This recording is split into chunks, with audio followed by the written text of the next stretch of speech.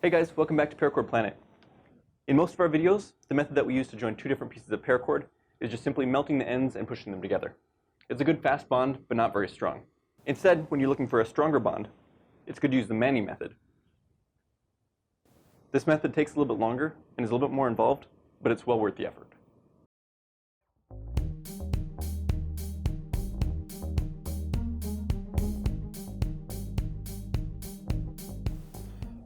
For the Manny method, you're either going to need a type 3 or a type 2 FID. I like to use a type 2 FID just because it fits through the cord when I'm threading it a lot easier.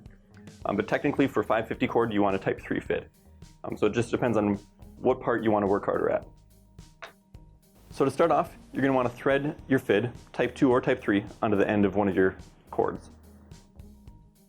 For the type 2, you really have to taper the end down when you're melting it to get it to fit in the end there. And then on your other cord, you're going to want to pull back the outer sheath and cut off about 1 inch of the inner strands. Then you can pull the sheath back over the inner strands and just singe the paracord a tiny bit. You really don't want to seal it, you just want to keep it from fraying. The less you do, the better on this part.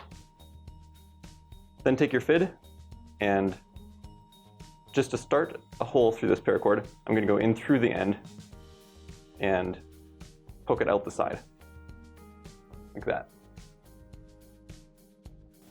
And then I'm going to go in through the other direction, through that hole that we just made, and come out the end. And then just pull your whole cord through until you only have a little bit left sticking out.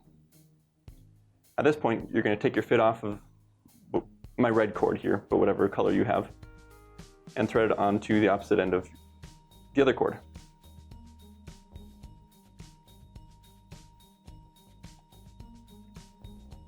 Now we're going to do the same thing, threading it through the red cord. So first we want to, again, pull back the sheath, cut off the inner strands,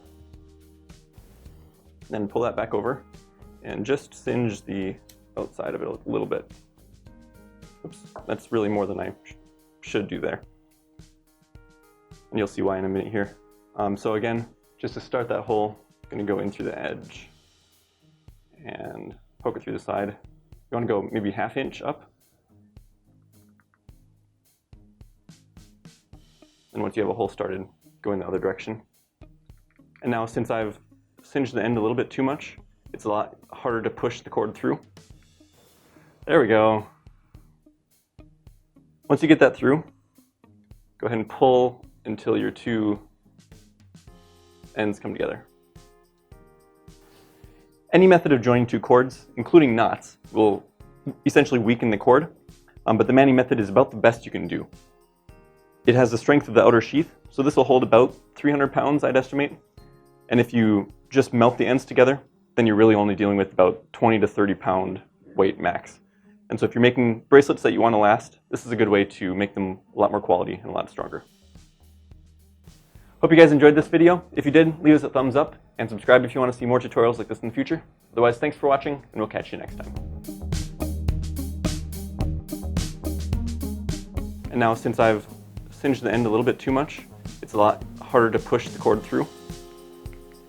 Oops, and I lost my cord. This FID is a lot harder to pull through because the fibers of the cord can't pull apart. Oh, and I did it again.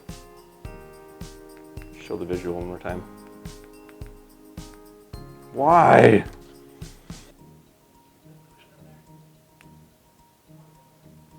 Not happening. Okay, we're jumping to the, bring out the type 3 FID.